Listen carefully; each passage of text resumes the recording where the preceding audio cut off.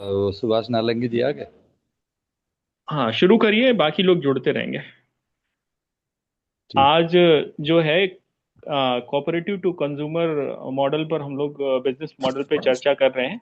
इसमें बहुत सारे विद्वानों ने अलग अलग तरीके बताए हुए हैं, जिस तरीके के से का इस्तेमाल करके हम लोग सीधे कोऑपरेटिव के माध्यम से कस्टमर तक जुड़ सकते हैं और खर्चे कम रखते हुए कम पैसे में अच्छे उत्पाद उपलब्ध करा सकते हैं। तो इसी पे बारी बारी से सभी लोग अपने विचार रखेंगे और वो जो मॉडल्स हैं उन पे चर्चा होगी।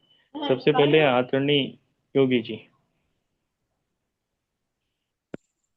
जी नमस्कार सबको। वसंत पंचमी, सरस्वती पूजा और नेताजी सुभाष चंद्र बोस के जयंती पर हार्दिक अभिनंदन। कोऑपरेटिव यानी सहकारिता जो हम बोलते ही हमें ऋग्वेद का वह श्लोक याद आता है, संग छद्वम संग बदध्वम संगो मनानसी जानताम देवा भागम यथा पूर्वे संजना उपासते। तो इसमें यह है कि जो हमारे सर्वोदय की प्रार्थना में भी हमने इसको सुना था। चले साथ और बोले साथ, दिल से हिल मिल जिए साथ, अच्छे कर्म करे हम साथ, बैठ के साथ भजे हम नाथ, हो संकल्प समान समान, हो जन जन के हृदय समान, निश्चय सम हो कार्य समान, बने सम एक मानव समान। तो यह जो जो संघ छद्म की जो भावधारा यही कोऑपरेटिव है। यानी समाज का जो अर्थ है, समाज समाज भी कोऑपरेटिव होता है। यानी समाज का अर्थ है समानम एजति इति समाजः। जो एक साथ चलने की जो भावधारा है, संगच्छध्वम संगवदध्वम, ऋग्वेद में जो कहा गया वही समाज है एक्चुअली। और यह समाज एक साथ चलना है, एक साथ चलना ही कोऑपरेटिव है, कोऑपरेशन। अब यहाँ पर जो हम अगर व्यवस्था को देखें तो इस व्यवस्था में हमारा मनुष्य का अस्तित्व 5 स्तर पर है। वह मैं यानी स्वयं को हम शरीर में, परिवार में, समाज में, प्रकृति में और इस पूरे विश्व ब्रह्मांड में सह अस्तित्व में देखते हैं। तो यानी कि मैं शरीर में और परिवार में रहता हूँ, लेकिन यह शरीर और परिवार यह पशुओं का परिवार नहीं है। यह परिवार मनुष्य का है और मनुष्य समाज में रहता है। तो मनुष्य समाज में रहता है तो समाज का जो दो अंग है वह है, एक तो मानव मानव का परस्पर संबंध और दूसरा है मानव और प्रकृति का परस्पर संबंध।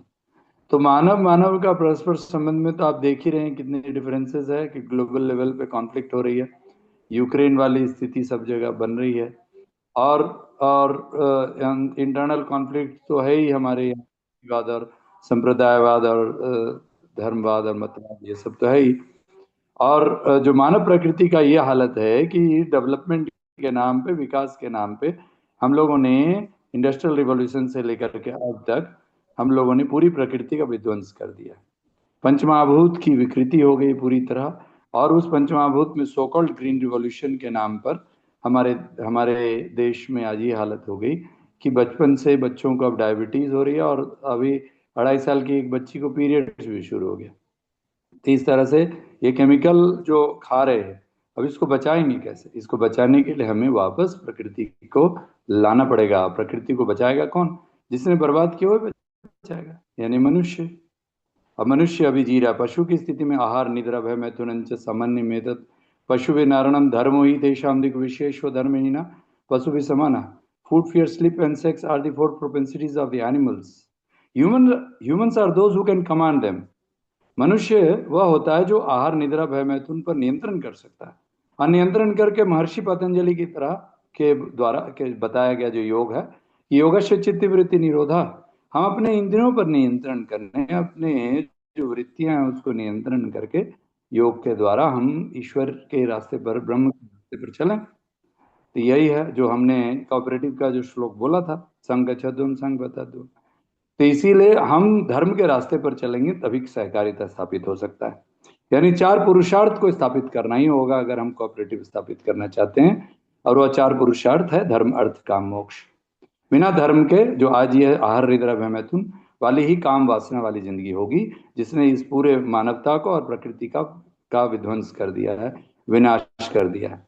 तो इसीलिए इसको हमें वापस लाने के लिए हमें गांव गांव में गुरुकुल खोलना होगा और गुरुकुल ही कोऑपरेटिव स्थापित करेगा। गांव गांव में हम लोगों को जब गुरुकुल खुलेगा तो फिर से वापस उस व्यवस्था को बचपन से संस्कार के साथ, प्रकृति के साथ और मानव मानव की परस्परता के साथ जीने का व्यवस्था बनेगा। और उसके बाद क्या होगा कि जब यह हो जाएगा तो पहला जो कोऑपरेटिव जो होता है वो है फार्मर्स कोऑपरेटिव। यानी फार्मर्स जो जो शेतकरी किसान है, वह किसान की जो जो जीवन है, वह जीवन मनुष्य का जीवन है, वह प्रकृति के साथ एकाकार होने का जीवन है। अब पता नहीं कौन सा ऐसा ग्रीन रिवॉल्यूशन स्वामीनाथन ने पता नहीं क्या कर दिया, और उसके बाद ये पूरी दुनिया में हाहाकार मच गया। और खास करके मैं जब महाराष्ट्र में था और शेतकरी आत्महत्या बचाओ आंदोलन में जब मैंने रिसर्च किया तो मैंने पाया कि किसानों की आत्महत्या तो ग्रीन रिवॉल्यूशन के कारण हो रही है। अब उसके लिए किसी का नजर नहीं, उसको कैसे ऑर्गेनिक वापस लाना है। और वापस लाने के लिए मैं विलासराव देशमुख जी से जब मिला तो उनसे कहा कि अगर वापस लाना है तो वापस लाने के लिए आपको वापस गुरुकुल व्यवस्था स्थापित करना पड़ेगा, और बचपन से बच्चों को प्राकृतिक खेती और ग्रामोद्योग सिखाना हो। टुकड़ो जी महाराज का जो जो बात है कि वो जो ग्राम गीता में उन्होंने बताया, अस्मिन् ग्रामे विश्वम परिपुष्ट दर्शनम, तो वह हमें वापस लाना पड़ेगा कि हमारे गांव में पूरा विश्व का दर्शन हो। तो इसीलिए वहाँ जो किसान है, वह किसान को आप मिनिमम सपोर्ट प्राइस पर रख देते हैं। मतलब आप कौन सा ऐसा प्रोडक्ट बनाते हैं, इंडस्ट्री कौन सी आपकी ऐसी होती है जिस इंडस्ट्री का आप प्राइस दूसरे से तय करवाते हैं? तो मिनिमम सपोर्ट प्राइस, न्यूनतम समर्थन मूल्य कोई और तय करेगा किसानों का। और किसानों का न्यूनतम समर्थन मूल्य के लिए मतलब कपास के किसान का मूल्य कोई और तय कर रहा है, और उनको बेचारा बनाकर सब्सिडी दे रहे हैं। अरे किसान दुनिया चलाएगा, इसीलिए उनकी कोऑपरेटिव पहले होगी। और दूसरा, किसान ही उद्यमी है, किसान की ही इंडस्ट्री होगी, इसीलिए इंडस्ट्रियलाइजेशन यानी कि प्रोड्यूसर्स कोऑपरेटिव। अब ये प्रोड्यूसर कोऑपरेटिव और कंज्यूमर जो मतलब कच्चा माल होगा जहां उद्योग लगेगा वहां, और कच्चे माल का निर्यात बंद होगा, पक्के सामान का आयात बंद होगा। यानी there should not be export of the raw materials and there should not be import of the finished products. हमारे गांव में जब हम कोई चीज बना सकते हैं, अब यहाँ पर ये यहाँ दिल्ली में मैं देखता हूँ कि एमपी का गेहूं आता है।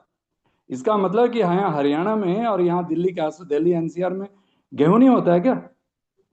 तो बाहर से, और अडानी अंबानी जैसे लोग जो अडानी का फॉर्च्यून तेल या फॉर्च्यून आटा और उसी प्रकार आशीर्वाद आटा मतलब किसानों से खरीद करके वहीं गांव में बेच देते हैं।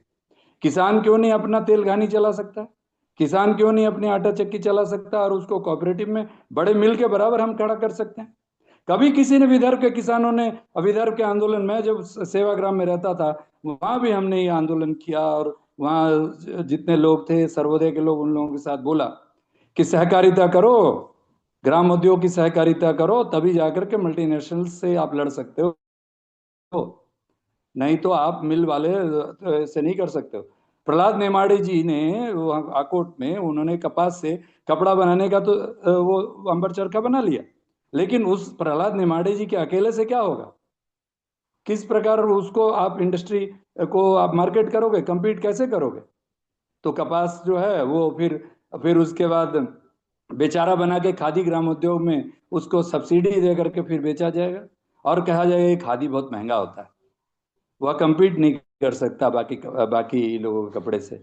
और रेमंड्स और फिर उसके जितने भी बड़े बड़े ब्रांड्स हैं उस ब्रांड से compete नहीं कर सकता।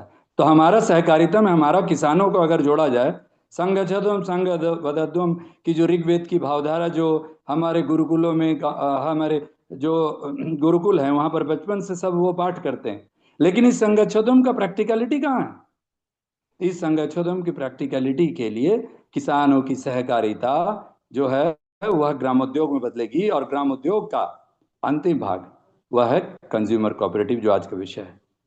कि कंज्यूमर कोऑपरेटिव यानी जो उपभोक्ता हैं, जो अभी मैं देखता हूं कि ये राजीव दीक्षित जी के साथ में बैठा रहता था तो उनसे बोलता था कि आपने दूसरा मल्टीनेशनल इकोनॉमी खड़ा कर रहे हैं आप बाबे रामदेव के साथ मिलकर।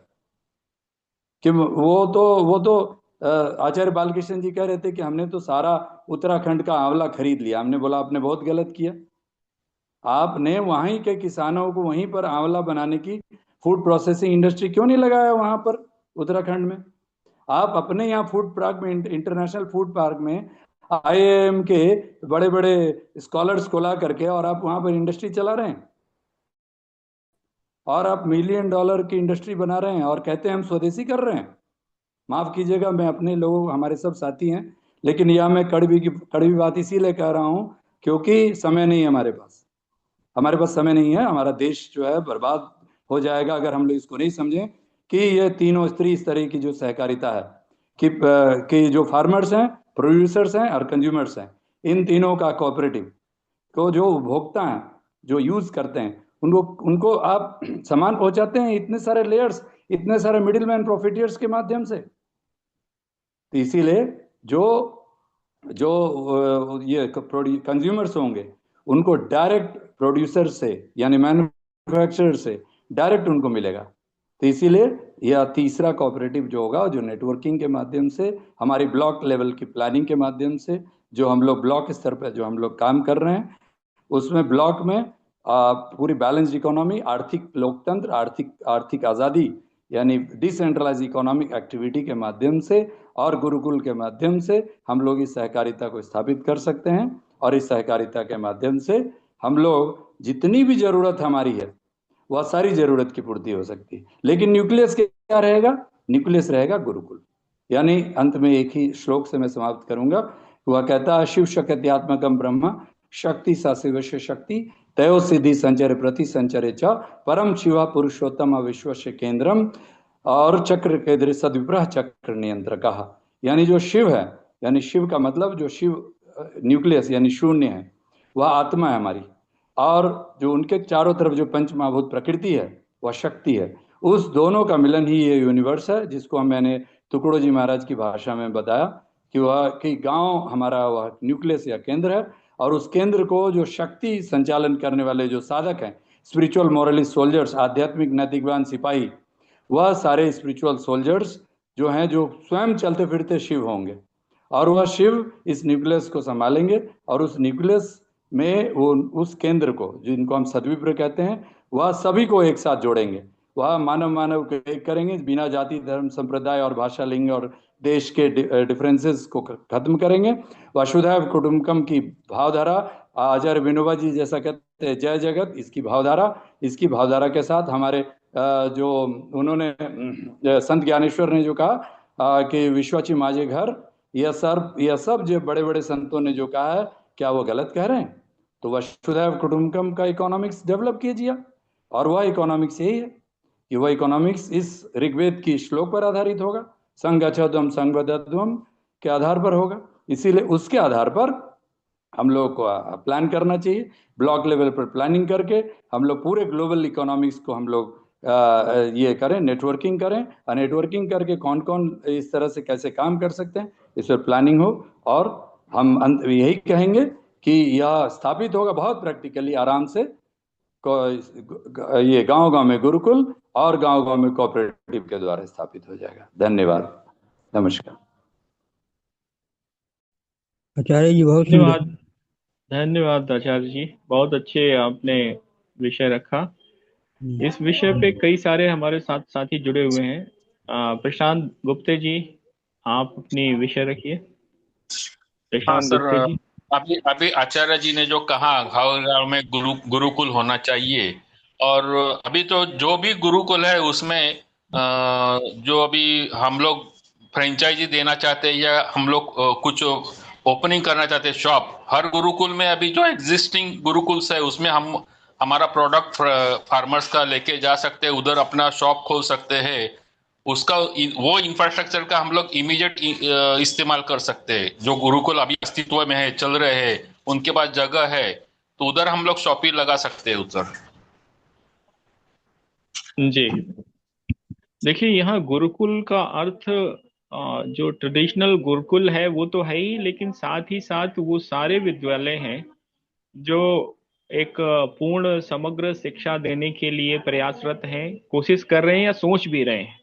वो सभी गुरुकुल हैं जहाँ पर सिर्फ और सिर्फ नंबर आधारित मार्किंग सिस्टम से ऊपर उठकर एक मानव निर्माण के लिए काम किया जा रहा है या सोचा भी जा रहा है, तो वो भी गुरुकुल है। और इसको अपने कार्यक्रम से जोड़ने के लिए जो है, और ये जो हमारा कोऑपरेटिव टू कंज्यूमर मॉडल है उसको फुल प्रूफ बनाने के लिए, और उसको उसके माध्यम से लाखों लाख लोगों तक पहुंचने और जुड़ने के लिए क्या क्या तरीके हो सकते हैं, किस तरीके से हम कर सकते हैं, उन तरीकों पर हम लोग विचार कर रहे हैं।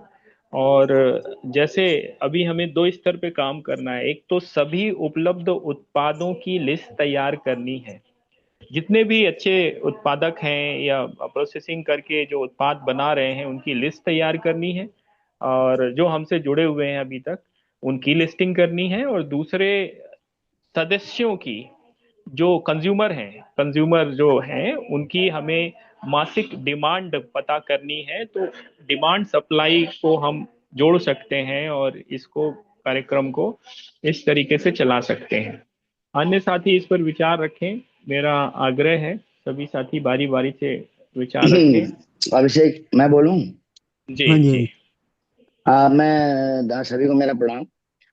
मेरा जो कोऑपरेटिव का प्रिंसिपल है, सबसे मेरे ख्याल करना करना होगा कि इसका एक सिस्टम, जैसे आपने डायरेक्टर्स बना दिए हैं।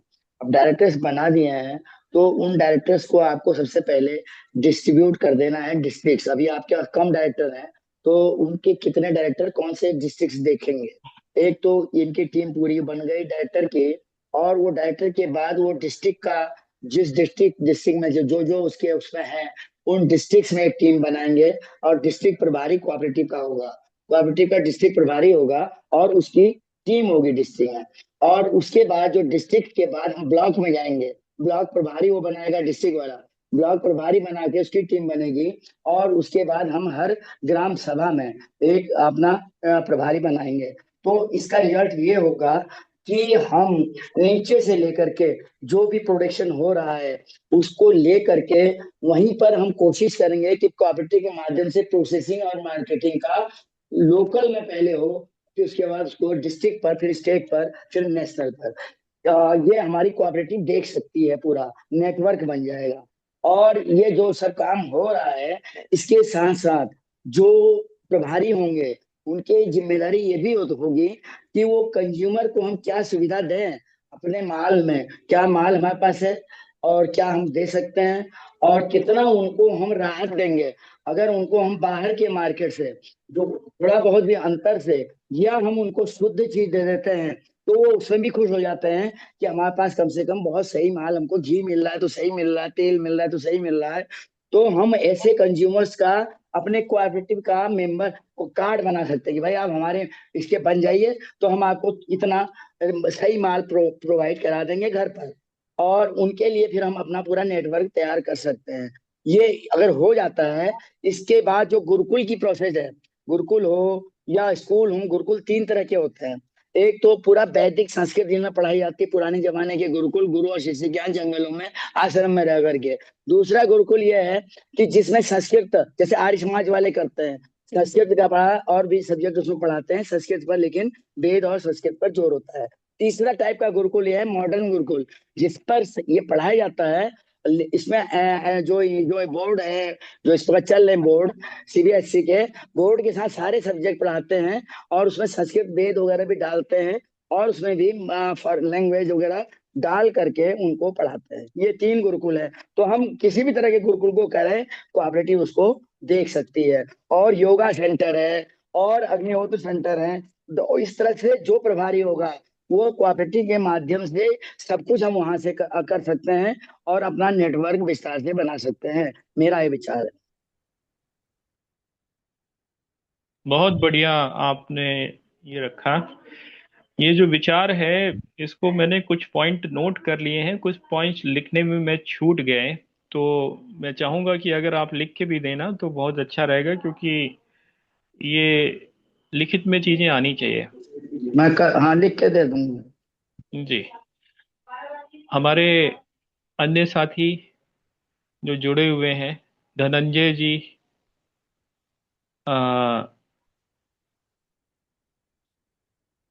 अन्य साथी किशोर किशोर बावली जी, बावड़े जी, रोजी रानी जी, सुभाष नालंगे जी। सुभाष नालंगे जी।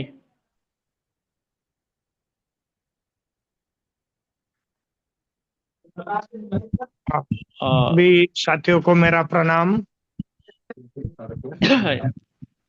जी सुभाष जी। हाँ, लगता है महाराष्ट्र और सारे उत्तर प्रदेश के साथी जुड़ गए हैं। कुलदीप सिंह भी है। तो अभी जो गुरुकुल के बारे में चर्चा हुई, तो मैं थोड़ा गुरुकुल को ही अभी आज गुरुकुल के ऊपर बोल देता कि अभी 21 गुरुकुल खोलने का निर्णय उस दिन नागपुर में डॉक्टर कमल टावरी जी और छत्रपति शिवाजी महाराज लोक विद्यापीठ इन्होंने लिया। उसमें सुवर्णकार भी थे और पहली घोषणा वाशिम डिस्ट्रिक्ट से गुरुकुल खोलने की हो गई। जैसा है वैसा चालू कर देते और बाद में उसमें धीरे धीरे कैसे सुधारना चाहिए वैसे सब लोग मिलकर करेंगे, ऐसा निर्णय उस दिन हुआ था। और गुरुकुल एक ग्रामीण एरिया में होना चाहिए ज्यादा से ज्यादा, ये भी आवरी सर का कहना था। और वहाँ एक एक सुविधा कैसी करना है उसके बारे में स्वर्णकार ने सारे डिटेल्स में हमें बता दिया। अभी जो गुरुकुल का निर्णय है, एक साल में 21 गुरुकुल पूरे भारत में करना है, ये निर्णय अपना हुआ है। धन्यवाद। धन्यवाद सुभाष जी, धन्यवाद। अन्य साथी कुलदीप जी आज जुड़े हुए हैं। कुलदीप जी आप भी कुछ विचार रखिए। जो आज का विषय है consumer to cooperative, cooperative to consumer business model, कैसे हमको बढ़ाना है, कैसे उसको विस्तार देना है, कैसे काम करना है। हाँ, नमस्कार सभी सभी लोगों को नमस्कार मेरा। अभी मैं नमस्कार। आशा जी को सुन रहा था, काफी अच्छी बातें बताई उन्होंने, कैसे हम अपने इसको कोऑपरेटिव को आगे बढ़ा सकते हैं और किसानों को जो है सशक्त बना सकते हैं, उनको एक जीविका दे सकते हैं, जो कि आज की उनकी सबसे बड़ी जरूरत है कि जो है अपनी लागत को कम करें और थोड़ा मुनाफा कमाएं। क्योंकि हम लोग जो दूसरा अभी गुरुकुल से बात हो रही थी कि गुरुकुल को लेके जो है हम लोग तो थोड़ा सा उनको बेहतर शिक्षा प्रणाली और जो है उनको एक अच्छा नागरिक बनाने की तरफ जो है जो बच्चे जा रहे हैं स्कूल में, उनको ना मार्किंग को लेके ना, लेकिन अच्छा नागरिक बनने की तरफ जो है। अरे आया नहीं का भाई, कौन है चलाने वाला? आया नहीं। आवाज कहाँ से आ रही है? ये आवाज कहाँ से आ रही है? ये आवाज मेरी आ रही है। अच्छा अच्छा अच्छा, जी जी। कोशिश करूं हाँ हाँ, बोलने की। यहाँ काफी भीड़ सी हो रही है, सत्संग हो रहा है। जी जी।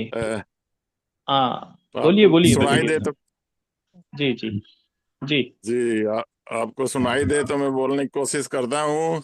आप डिस्कस कर रहे हैं cooperative to consumer business model. इसका मतलब शायद ये हुआ कि कोऑपरेटिव वाले अपने माल उत्पादन करें और फिर सीधा कंज्यूमर को बेचें। तो इसके लिए काम कैसे करता है? सहकारी समिति की जरूरत है, और उत्पादन करना चाहिए समिति को, और मूल्य निर्धारण करना चाहिए, और वितरण सीधे उपभोक्ताओं को भेजे। इसमें चुनौतियां हो सकती है कि समिति को उपभोक्ताओं तक पहुंचाने के लिए मजबूत वितरण नेटवर्क बनाना होगा, उत्पादों की गुणवत्ता और स्वच्छता का ध्यान रखना होगा। लेकिन इसके कई प्रकार हो सकते हैं। डायरेक्ट सेलिंग हो सकती है, वन ग्रुप दूसरे को सीधा डायरेक्ट अपना बना सकता है। ऑनलाइन प्लेटफॉर्म भी बन सकता है। और फार्मर्स मार्केट आजकल चल रहे हैं कि ऑर्गेनिक फार्मरों की मार्केट बना लो, वहां से भी ये सिस्टम चल सकता है। तो C2C के तो फायदे तो हैं। उपभोक्ताओं को कम कीमत मिलेगी, उपभोक्ताओं को अधिक मुनाफा मिलेगा और सरकारी सहमति को मजबूती मिलेगी C2 सिस्टम में। इसकी चुनौतियां हो गई, वितरण नेटवर्क एक बढ़ाना पड़ेगा, उत्पादों की गुणवत्ता और मार्केटिंग और प्रचार की जरूरत पड़ेगी। तो इसकी स्ट्रेंथ एनालिसिस हम करके देखें, SWOT एनालिसिस, तो कम कीमत में माल मिलेगा, उत्पादकों को अधिक उनको भी अधिक फायदा होगा, सहकारिता को मजबूती मिलेगी और गुणवत्ता उत्पादों की गुणवत्ता भी देखी जाएगी। मार्केटिंग और प्रचार आप तो जरूरी है। अंदर चाबी तो है नहीं आपके पास, चल कैसे जा रहे हो आप? उत्पादों की उपलब्धता होगी, संचार की कमी होगी, लेकिन अपॉर्चुनिटी है कि बाजार में वृद्धि आएगी। C2 मॉडल के माध्यम से सरकारी समितियों में बाजार की वृद्धि होगी, नए उत्पादों का विकास भी हो सकता है उनकी डिमांड के अनुसार, उपभोक्ताओं की बढ़ती मांग हो सकती है और ये भी और सरकार भी इसमें समर्थन देती है, लेकिन थ्रेट भी हो सकती है कि प्रतिस्पर्धा ज्यादा हो जाएगी, उत्पादों की कीमत भी बढ़ने लगेगी, वितरण नेटवर्क में समस्याएं आएंगी और सरकारी नीतियों में बदलाव करने की जरूरत हो सकती है। तो ये मुझे ऐसा लगता है। अभी मेरे पास फिर भीड़ आ गई है, तो आप दूसरे से बुलवाइए। धन्यवाद। बढ़िया थे यार बस।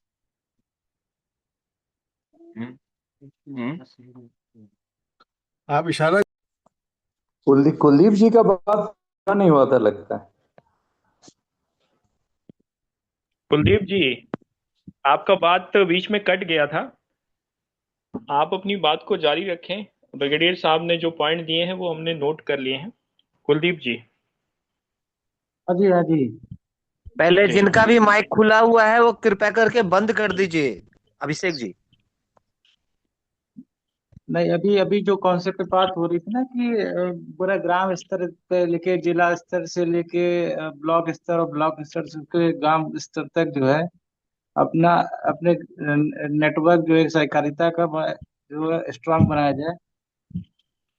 और दूसरा ये कि ये जो भी हम लोग का सहकारिता पे जो किसानों के लिए जो हम लोग हितकारी काम करेंगे उसमें बेसिकली क्या है ना, किसानों को आज की तारीख में रेट का बड़ा इशू रहता है कि उनको वाजिब रेट नहीं मिल पाता। प्रोडक्शन तो वो कर लेते हैं लेकिन रेट का बड़ा चैलेंज रहता है। इसके लिए हमको एक अच्छा नेटवर्क बनाना पड़ेगा ताकि उनको जो रेट अच्छा मिल सके, क्योंकि सबसे बड़ा चैलेंज यही आता है, किसान प्रोड्यूस कर लेता है लेकिन रेट नहीं मिल पाता उनको। तो हमारी नज़र में इस पे हम लोग को जो है एक जो चैनल बनाना चाहिए, अच्छा ऐसा चैनल जिसमें जो है उनको जो है वाजिब दाम मिल सके। जी, मैं इसका एक उदाहरण देता हूँ। देखिए, हमारे यहाँ जो दालों का प्रोडक्शन होता है, तो होता क्या है कि इंडियन ही दूसरे देशों में भी दालों का उत्पादन करते हैं, जहाँ बड़े बड़े फॉर्म्स होते हैं। बड़े बड़े फॉर्म्स में हजारों एकड़ के, 10-10 हजार एकड़ के फॉर्म्स में थोक के भाव में दालें लगाई जाती हैं और उनको उगाया जाता है, और फिर इसके बाद बड़े बड़े शिपों के माध्यम से वो इंडिया भेज दी जाती हैं। तो ये तो दाल का उदाहरण हो गया। इसी तरह से ऑयल का हो गया, जो मस्टर्ड सीड होते हैं सरसों का, या फिर और बहुत सारी चीज़ों का, जो घी होता है, मिल्क पाउडर होता है, ये भी बाहर से बड़े सस्ते रेट पे ये लोग इंपोर्ट कर लेते हैं और उसको फिर यहाँ के हिसाब से घी बना के और बाकी तरीके से वो करते हैं। तो कई बार क्या है कि ये जो ओपन वर्ल्ड इकोनॉमी है, ये भारत के किसानों के लिए एक समस्या साबित हो रही है। अभी जो यूएस और इंडिया की ट्रेड डील इतना मतलब लफड़े में जा रही है, उसके पीछे कारण यही है क्योंकि यूएस जिन कंडीशंस पे वो डील करना चाहता है, वो इंडिया का पूरा एग्रीकल्चर मार्केट ओपन करवाना चाहता है सरकार से, जैसे कि उन्होंने पहले एफएमसीजी कराया। आपको याद होगा, थोड़ा मैं याद दिलाता हूं, हम सभी लोगों को याद होना चाहिए कि 2010-12 तक एफएमसीजी मार्केट ओपन नहीं था एमएनसीज के लिए। मल्टीनेशनल कंपनीज इसमें व्यापार नहीं कर पाती थी। बिग बाजार यहाँ का एक बड़ा ब्रांड होता था, याद है ना? तो बिग बाजार जो था उसके बड़े बड़े स्टोर्स थे और वो हर जगह सामान देता था, क्योंकि ऑर्गेनाइज रिटेल जो था बड़ा लिमिटेड था। लेकिन जैसे ही एफएमसीजी ओपन हुआ और एफएमसीजी सेक्टर ओपन हुआ तो पहले कुछ इंडियन चेहरे बैठाए गए। आप देखिए कितने स्मार्ट होते हैं ये लोग, और सभी लोग इस बात को ध्यान से समझें कि हमारा कंपटीशन किससे है, किन किन लोगों से हमारा कंपटीशन है, वो प्राइस में कितना मैनिपुलेशन करते हैं। यहाँ पे कंपटीशन कमीशन ऑफ इंडिया किस तरह से एक पपेट बन गया है, जिसकी कोई पावर ही नहीं है, किसका कोई ताकत ही नहीं है। तो वहां पर जब एफएमसीजी ओपन हो गया तो पहले इन्होंने फ्लिपकार्ट और स्नैपडील जैसे ब्रांड्स को उठा दिया। पैसा जो था फॉरेन प्लेयर्स ने लगाया था, और उन्होंने इंडियन मार्केट और इंडियन मतलब चैनल्स बना लिए। और फिर इसके बाद क्या किया कि उन्होंने धीरे से उसको एक्वायर कर लिया, मतलब उसको खरीद लिया। और उनके जितने भी पपेट थे, इंडियन पपेट पोस्टर बॉय, जो कि आईआईटी से निकलते हैं और एक इस तरह का दुमछल्ला बनाते हैं और बाद में धीरे से बेच के निकल जाते हैं। तो आज की डेट में फ्लिपकार्ट भी अमेरिकन हाथों में चला गया, और जो अमेजन तो अमेरिकन था ही। स्नैपडील खत्म हो गया, बाकी खत्म हो गए। मूनफली जो है, जो इंडिया का ऑर्गेनाइज रिटेल मार्केट है, उसमें विदेशी लोगों के हाथ में है, और ये खूब बड़े पैमाने पे प्राइस मैनिपुलेशन करते हैं। आपको मालूम होगा कि ये लोग चाइना से सस्ते चीजों का बहुत हैवी इंपोर्ट करते हैं, अलग अलग चैनल से, अलग अलग प्लेटफॉर्म बना के, अलग अलग वो बना करके। और फिर इसके बाद उनको डंप, चाइना क्या करता है, डंप करता है चीजें। डंप ऐसे ऐसे करता है कि वो बल्क में चीजें बनाता है, और फिर इसके बाद बल्क में ऐसे ऐसे ऑफर देके वो उनको बेचता है, जो कि कोई इंडिया में उसको उस रेट पे बना भी नहीं सकता, सोच भी नहीं सकता उसको बनाने की। बेचेगा क्या, वो उस रेट पे बेच देता है। तो इनके वो ग्लोबल चैनल बने हुए हैं, और वो ग्लोबल चैनल के माध्यम से इन सब चीज़ों का इंपोर्ट करके, और वो जो भी उनको सारी पॉलिसी पता है, चैनल पता है, उनसे ये सारे सामान लाते हैं और कस्टमर तक सीधे डायरेक्ट देते हैं। तो आज उस स्थिति में ये कंपटीशन जा पहुंचा है। थोड़ा हमें इस कंपटीशन को भी ध्यान में रखना पड़ेगा। तो बस मुझे इतना ही कहना है, बाकी आप लोग विषय को बढ़ाइए आगे। आचार्य जी मॉडरेट करिए आप। जी अच्छा,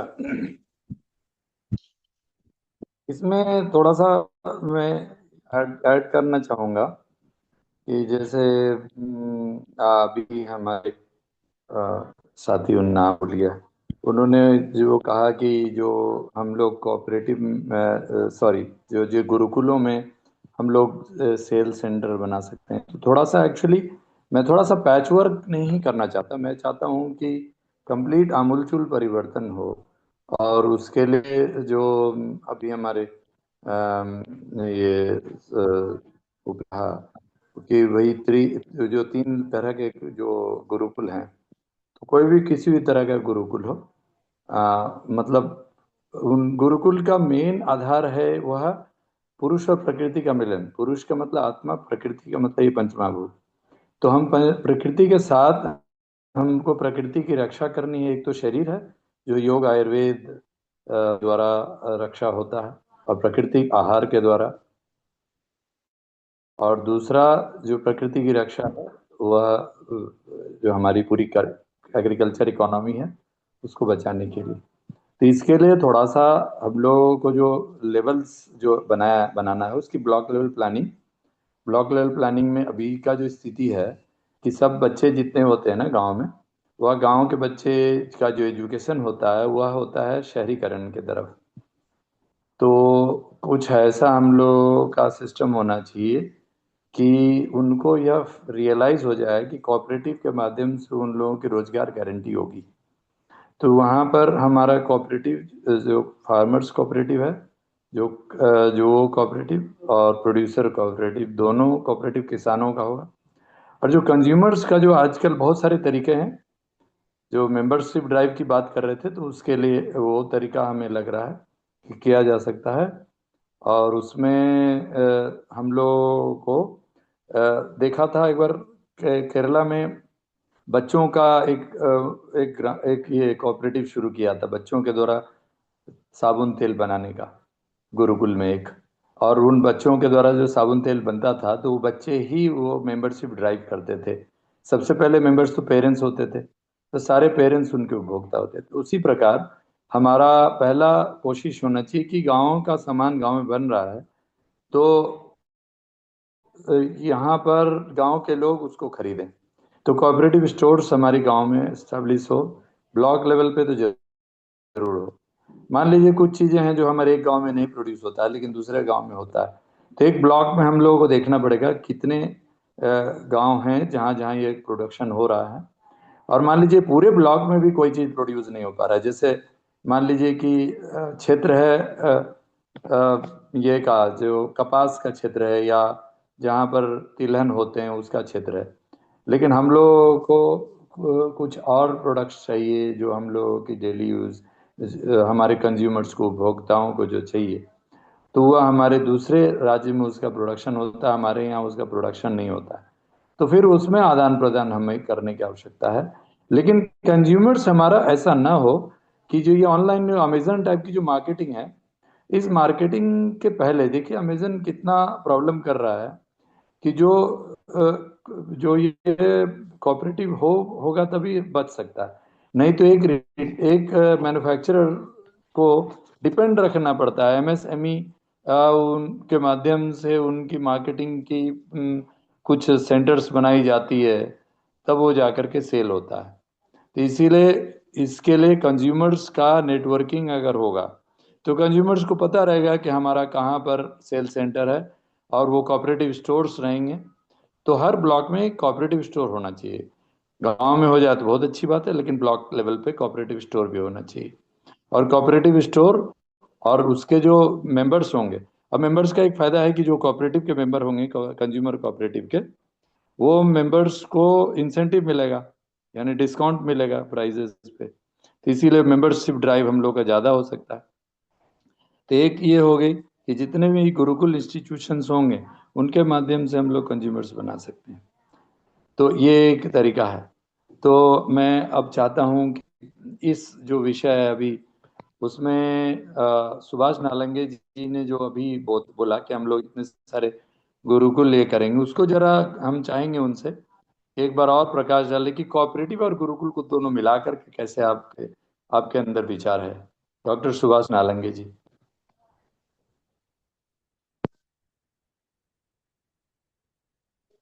डॉक्टर सुभाष नालंगे जी,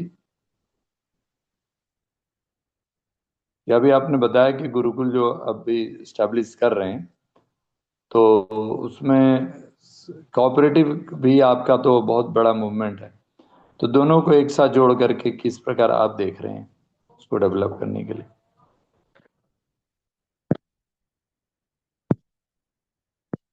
सुभाष नालंगे जी सुन पा रहे हैं? तो हम एक तरफ से किशोर भोपड़े जी आप कुछ प्रस्तुत करेंगे अभी आज? एक बार आप अनम्यूट करें प्लीज, अनम्यूट कीजिए, अनम्यूट अनम्यूट कीजिए।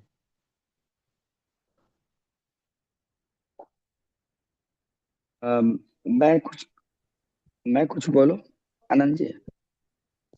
जी प्रभु जी, अवग्रेदी जी। हाँ, मैं बोलूं कुछ?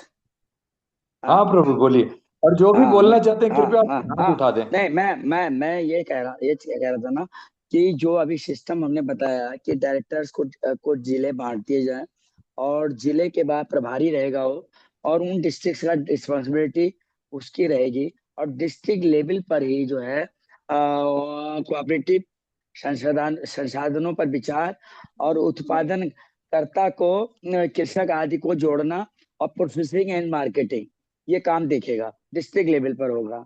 और उसके बाद ब्लॉक पर जो है ब्लॉक प्रभारी होंगे, उनकी टीम होगी, ब्लॉक से संबंधित उत्पादकों की सूची तथा उत्पादक उपलब्धता की जानकारी से जिला प्रभारी को अवगत कराना होगा। उनके पास सारी डिटेल्स होंगी, ये ब्लॉक में हमें मिलेगी, और इससे हमें सब गांव से लोग जुड़ेंगे। और उसका दूसरा काम होगा गांव सभा प्रभारी से सूचना प्राप्त करना और उसको गाइड करना। अब उसके नीचे आइए, ग्राम सभा के जो प्रभारी होगा वह गांव सभा के जो सदस्य हैं, कौन क्या पैदा कर रहा है, किसके पास क्या है, उसके उत्पादक कैसे हैं और उसको क्या परेशानी हो रही है, उसकी समस्या, जैसे फर्टिलाइज उपलब्ध कराना है या उसे अच्छे बीज उपलब्ध कराने हैं या घर की क्या आवश्यकता है, ये सब देख दुख करके वो उन उत्पादनों का पूरा विपणन का कार्य किस तरह से होगा, वह ब्लॉक से और डिस्ट्रिक्ट से कोऑर्डिनेट करके करेगा। ये तो एक नेटवर्क हो गया कोऑपरेटिव का। अब आप आती है बात आपके गुरुकुल की।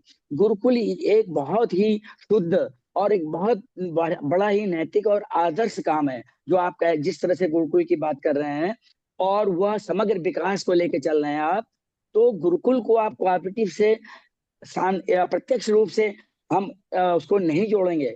गुरुकुल सिस्टम एक हमारा अलग चलेगा, लेकिन इसी कोऑपरेटिव के माध्यम से हम हमारे गुरुकुल, गौशाला, अग्निहोत्र यज्ञ और योगा एंड अल्टरनेटिव सेंटर और public legal and health centre और KID foundation. KID foundation means knowledge knowledge dissemination centre.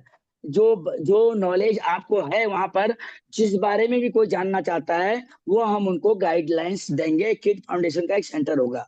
तो ये हमारा पूरा एक चार्ट है और इसके माध्यम से गुरुकुल को भी सहायता मिल जाएगी, कोऑपरेटिव के जो मेंबर बनेंगे और गौशाला जो भी है सब में यो हर जगह कोऑपरेटिव से आप मदद ले सकते हैं और कोऑपरेटिव इसको जो जहाँ का प्रभारी है वह इसको हेल्प करेगा और इसको देखेगा भी। और गुरुकुल एक शिक्षा प्रणाली है, एक आदर्श प्रणाली है, उसको हम अपने ढंग से सही ढंग से सुचारू रूप से, जैसे आप कह रहे हैं आत्मा का परमात्मा वाली बात कर रहे हैं और उसको एक अच्छे तरह व्यक्ति प्रकृति पुरुष और प्रकृति की बात कर रहे हैं, तो उसको उस हिसाब से हमें वो एक आध्यात्मिक दृष्टिकोण से आगे ले चलना होगा। ये मेरा सुझाव है। धन्यवाद।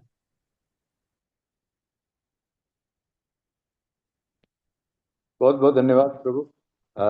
ये आपने अच्छा ये कर दिया। आपसे निवेदन है कि जो आप बताए हैं उसे अगर लिखित रूप में या आपको कोई पीपीटी हो देंगे हाँ तो हाँ अच्छा हाँ, होगा।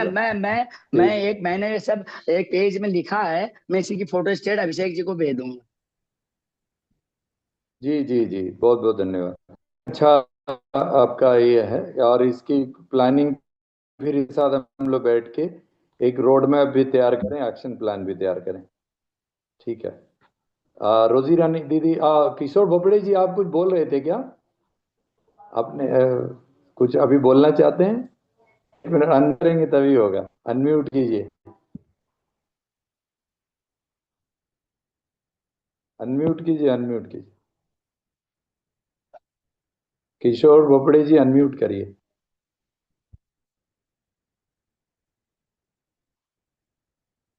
अनम्यूट करके आप बोलेंगे। हेलो। नहीं हो रहा? हाँ हुआ। जी हाँ, बोलिए।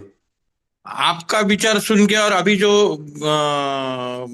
गृहस्थ बोल रहे थे उनका विचार सुन के मुझे ऐसा लगता है कि गुरुकुल में ये कंज्यूमर्स का थोड़ा सा अलग पड़ेगा, क्योंकि हमारे महाराष्ट्र में जब ये ऐसे छोटे छोटे कंज्यूमर स्टोर्स निकाले तो कुछ दिन के बाद में वो चल नहीं पाए, क्योंकि क्वालिटी मेंटेन नहीं रखते थे वो। हमारे यहाँ अभी नागपुर में एक विदर्भ बाजार करके था, वो पहले बहुत चलता था, पर अभी उसमें थोड़ा सा नरमाई आ गई है। लोग नया नया अप्रोच ढूंढते हैं। तो आपने बिग बाजार का भी उदाहरण दिया, बिग बाजार कैसा कोलैप्स हो गया बाद में। तो ये बात सही है, मैंने मेरे आंखों से देखा हूँ। पहले बिग बाजार में 15 अगस्त 26 जनवरी को पैर रखने को जगह नहीं रहती थी, और जब से फॉरेन कंपनी आ गई उस वजह से वो करीब करीब कोलैप्स हो गया। तो नागपुर में तो बिग बाजार का सेल सेंटर भी बंद हो गया। बिग बाजार पूरा बंद ही कर दिया उन्होंने। अभी डी मार्ट जरा जोर से चल रहा है। तो डी मार्ट ने कंज्यूमर्स को घर तक पहुंचाने की सुविधा प्राप्त कर दी है। तो इस हिसाब से घरकुल घरकुल में आप कंज्यूमर्स के प्रोडक्ट लाने में थोड़ी तकलीफें होंगी कोऑपरेटिव से इससे।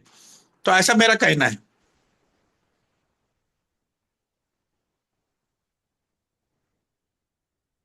जी आचार्य जी, तो आपको मेरी बात समझ में मतलब आई? एक, हाँ नहीं मैं यही समझ रहा हूँ। ठीक है, लेकिन फिर भी कोऑपरेटिव से कंज्यूमर्स तक लाने का तो हमें प्रयास कैसे करना है? नहीं नहीं, जैसे प्रयास तो उप्रेती जी करेंगे ने अपन। एक बताया, पिछला जो अनुभव है वो जरा मुझे अच्छे से याद है।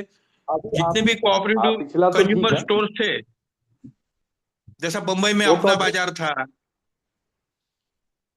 जी, हेलो। वह बम्बई में अपना बाजार कोऑपरेटिव था। मॉडल पर नहीं है। जो कोऑपरेटिव मॉडल जो जो होनी चाहिए, जिसमें नैतिकता बहुत बड़ा आधार है, वह नहीं था, इसीलिए तो इसीलिए वो कोऑपरेटिव कोलैप्स हो गए। नहीं, अभी नए नए इससे अपन करेंगे फिर से। सुनते हैं जरा, रोजी रानी दीदी आप बोलिए। जी रोजी नमस्कार रानी सर। जी। जी जी नमस्कार सभी लोगों को। जी कोऑपरेटिव टू कंज्यूमर का जो हम लोग विचार कर रहे हैं, इसमें जो मुझे एक चीज समझ में आ रही है, जैसे अभी अभिषेक जी बता रहे थे कि हमारा कंपटीशन किससे है, इसको थोड़ा सा हम लोगों को ध्यान में रखना चाहिए। क्योंकि जो आइडियल चीजें हैं ना, उसको आप कैसे ही इम्प्लीमेंट कर देंगे। गुरुकुल में हम उस चीज को सोच सकते हैं कि बच्चों का परवरिश उस माहौल में हो तो वो उस आइडियोलॉजी को मतलब ढले उस आइडियोलॉजी में, और कल को वो बातें आए हमारे सोसाइटी में। लेकिन अभी अगर हम काम शुरू कर रहे हैं तो अभी के जो सोसाइटी और समाज का जो परिप्रेक्ष्य है उसको ध्यान में रखते हुए किसी चीज को शुरुआत करनी होगी। तो अभी जो कंज्यूमर है, कंज्यूमर दैट मीन्स हम सभी लोग आ जाते हैं, जो प्रोड्यूसर है वो भी कंज्यूमर है। तो अभी कंज्यूमर को जो है वो सबसे बड़ी चीज सुविधा है, उनको सुविधाएं चाहिए। और ये जो एमएनसीज जो पूरे मार्केट को एक्वायर करी हुई है, वो एक ही चीज सर्व करती है, सुविधा। तो हम अगर कहीं पे आउटलेट, मैंने आउटलेट बनाया है, चलाया है, इसलिए भी ये बात बोल रही हूँ कि अगर हम कहीं पे आउटलेट बना भी दें और लोगों के सामने चीजें प्रेजेंट भी करें कि ये ऑर्गेनिक है, प्राकृतिक है, इससे आपके सेहत का कितना मतलब सुरक्षा हो सकता है, या फिर मैंने प्राइस भी बहुत ही जेन्युइन रखा था क्योंकि डायरेक्ट वो फार्मर्स अपने चीजों को सेल कर रहे थे। तो प्राइस भी मैटर नहीं करता है, उनका सेहत भी मैटर नहीं करता है। आज के डेट में मेरा जो अपना पर्सनल अनुभव है, वो लोगों को सुविधा सबसे पहले चाहिए। तो मुझे लगता है कि अगर हम लोग इस क्षेत्र में आगे बढ़ने बढ़ने जा रहे हैं तो उसी कॉम्पिटिटिवली हमको उस तरीके का प्लेटफॉर्म के बारे में भी सोचना चाहिए कि कैसे हम लोगों के घर तक सामान पहुंचा पाए। यही मेरा कहना था कि उस लेवल का हमारे पास मतलब व्यवस्था होनी चाहिए कि हम लोगों के घर तक जाए, लोगों के विचार तक तो जाए ही। सपोज हम किसी कम्युनिटी के साथ इंटरेक्शन करते हैं कि ये किसान का प्रोडक्ट है या ऑर्गेनिक प्रोडक्ट है या ब्ला ब्ला जो भी है ऑर्गेनिक के रिस्पेक्ट में, बट वो मोटिवेटेड होंगे, साथ में आने को राजी भी होंगे। लेकिन वो किस वक्त छूट जाएगा, लोग आज के डेट में जिस तरीके से बिजी रहते हैं, जिस तरीके से सुविधा चाहते हैं। तो मेरा यही है कि लोगों के घर तक कैसे हम पहुंचे, इस व्यवस्था पे हम लोगों को ध्यान देना चाहिए। धन्यवाद।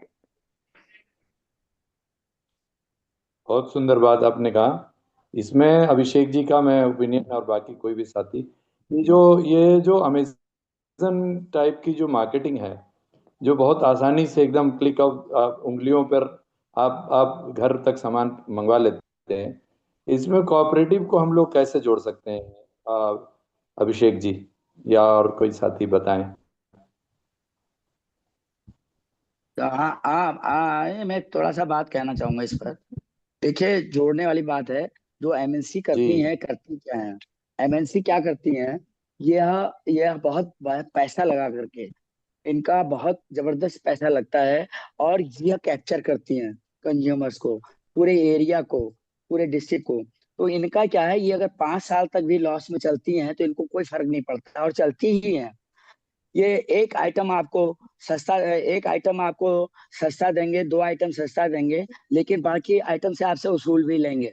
नंबर 1 बात। नंबर 2 बात, इनका ब्रांड ऐसा बना देते हैं ये कि हर आदमी उसके लिए ललायत होता है और वहां पर पहुंचता है। यदि हम अपनी कोऑपरेटिव के माध्यम से अपने प्रोड्यूसर, जो हमारे लोअर लेवल पर मान लीजिए फॉर एग्जांपल किसान है। अब वो किसान है, एक ग्राम सभा की बात लेते हैं, वहां पर क्या प्रोडक्शन हो रहा है, अदरक है, हल्दी है, अनाज है, या जो भी फल फूल जो कुछ भी है, अगर हम वहीं पर उसको, हमारा वहां पर प्रभारी जो ग्राम सभा का है नेटवर्क हम जो बना रहे हैं, वो उनको समझाए कि भाई तुम मॉल जा रहे हो और मॉल में जाके एक आइटम खरीद रहे हो, लेकिन तुम्हें बाकी आइटम से तुमको लूट रहा है वो, और तुम अपने माल को सीधे यहीं दो। जब यही लोग जो आपके नीचे से हैं, इनका माल बहुत कम रेट पर जो बीच के दलाल होते हैं वो ले करके आगे को सप्लाई करते हैं, किसान तो मरा रहता है, लेकिन जो बिचौलिया होता है वो बहुत पैसे वाला हो जाता है, बड़ा आदमी हो जाता है जो कुछ भी नहीं करता है। तो यह तोड़ना होगा हम लोगों को। यह हम इसी माध्यम से तोड़ सकते हैं कि हमारी जब नेटवर्क बन जाएगा नीचे के लेवल तक, हम उनको गांव में कन्विंस करेंगे हर चीज के लिए। हम उनको गुरुकुल के लिए भी कह सकते हैं, योगा के लिए भी, हर चीज के लिए हम कर सकते हैं, और अपना ये मार्केटिंग वाला भी सिस्टम चला सकते हैं। तो मेरा ये कहना है कि इनसे डरने की जरूरत नहीं है एमएनसी से। एमएनसी को जब माल ही नहीं मिलेगा, उनको हम जब लिफ्ट ही नहीं देंगे, तो वो तो भाग जाएंगे यहाँ से, उनको जरूरत ही नहीं पड़ेगी। आपके और हमारी वजह से ही चल रही है वो, और हमारा गरीब तबका जो है वह मारा जा रहा है, छोटे छोटे दुकानदार मारे जा रहे हैं, उनकी दुकानें खत्म हो रही हैं। क्यों ना हम उन्हीं क्षेत्र में ही दुकान लगा करके वो बेचे अपना माल, उसी क्षेत्र में बिके, वो भी धनी होगा, आपका माल भी बिकेगा। तो ये कोऑपरेटिव कर सकती है, मेरा ये विचार है इस पर।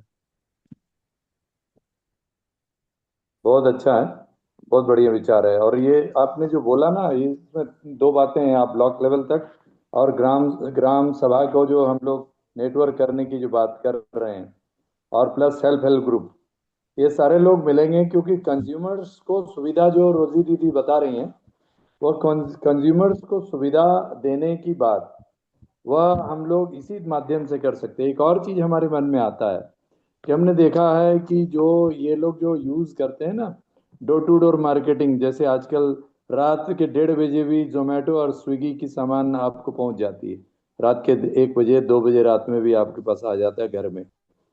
अब ये इस तरह का करते हैं, तो ये हम लोग भी कर सकते हैं।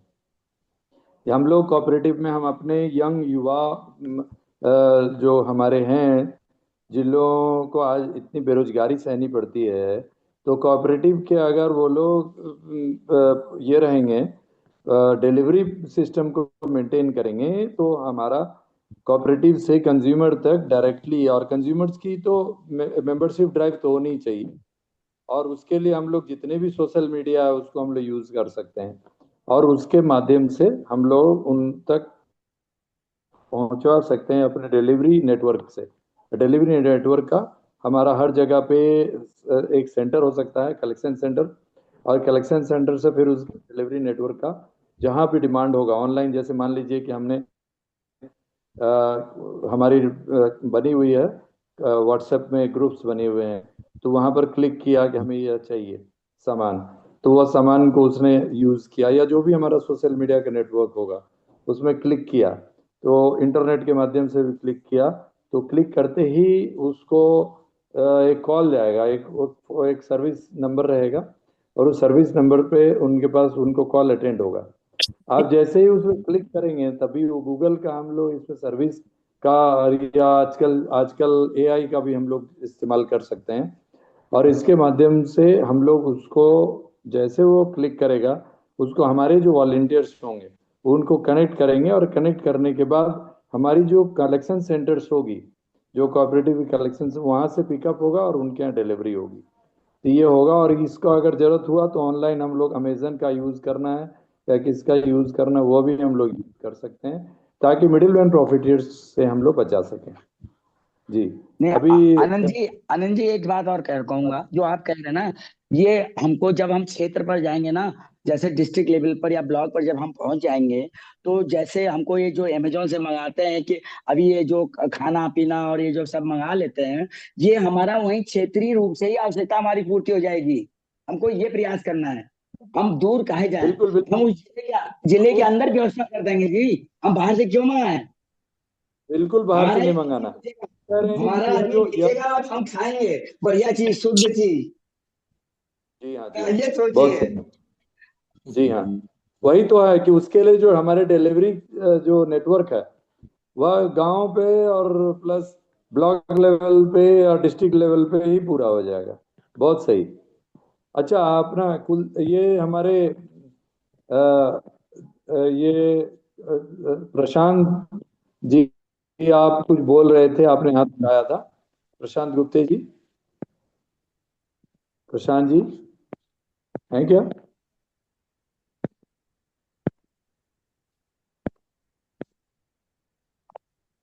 प्रशांत जी हैं? प्रशांत गुप्ते जी नहीं है।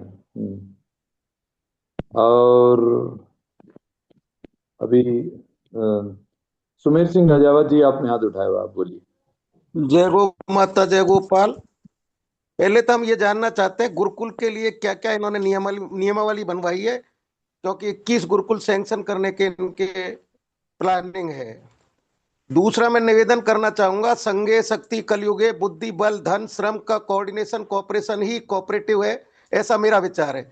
एक साधे सब सदे, सब साधे सब जाए, क्वालिटी बेस्ट हो, रेट कम हो, डिस्ट्रिक्ट हेडक्वार्टर पर इस तरह के कार्य शुरू हो, उसके बाद नेगेटिव मतलब नेक्स्ट स्टेप पर अपन चर्चा करें तो ज्यादा अच्छा होगा। सैंपल यूनिट जब तक हम डेवलप नहीं कर पाएंगे, जब तक हम हमारे लक्ष्यों की पूर्ति नहीं कर पाएंगे। पहले नर्सरी पर काफी प्लानिंग हुई, लेकिन बाई बैक वाली व्यवस्था नहीं होने से नर्सरी के काम पर गति नहीं आई। दूसरा, गेम्स की कोऑपरेटिव पर भी आपको चिंतन करना चाहिए। धन्यवाद। बहुत सारा शॉर्ट में आपने बहुत सारी बातें बता दी है, बहुत बढ़िया। तो इसका जो नेटवर्किंग है, इस पर हम निवेदन करेंगे कि एक बार हम लोग आप सब मिलकर अलग से समय निकालकर, आप उप्रेती जी, सुभाष नालंगी जी मिलकर ये जो नेटवर्किंग और प्लस ये है, और हमारी रोजी दीदी, ये सब मिलकर के एक बार इस पर प्लान करके इसको एक्शन प्रोग्राम दिया जाए, रोड मैप तैयार किया जाए। और हमारे और किसी साथी ने हाथ उठाया था, सुरेश सिसोदिया जी, आपने भी हाथ उठाया था। और जो भी साथी बोलना चाहते हैं, जी, कृपया मैंने उठाएं। हाथ उठाया था। जी जी बोलिए। मैं देखिए, हम लोग कोऑपरेटिव की बात तो कर रहे हैं, लेकिन कोऑपरेटिव एक्चुअल में होती क्या थी कि हम एक दूसरे का सहयोग में काम करते थे। जहां तक मुझे समझ में आती है कि कोऑपरेटिव जो काम कर रहा था, तो कोऑपरेटिव काम कर रहा था